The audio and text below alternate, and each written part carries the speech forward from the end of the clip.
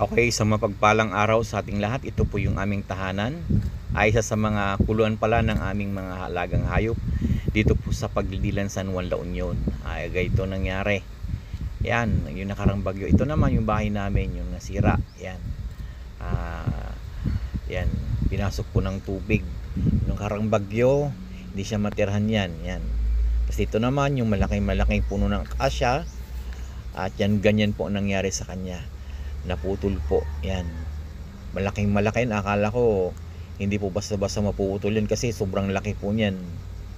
Yan, ganyan po nangyari sa kanya. Kaya yun, buti hindi siya natumba at tumama dun sa bahay.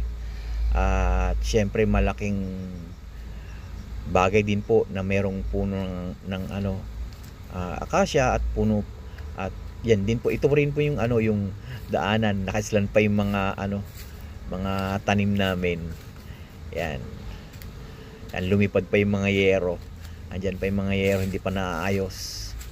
Yan, yan ang itsura niyan. Yung mga rambutan, lahat ng mga lansones, abukado, lahat ganyan po nangyari. Kaya kita niyo po ibang mga malaking puno, wala na rin siya. Ganyan po ang nangyari. Kaya yun, maraming salamat sa lahat ng mga sumabaybay sa araw na ito. Okay, God bless at maraming salamat sa ating lahat.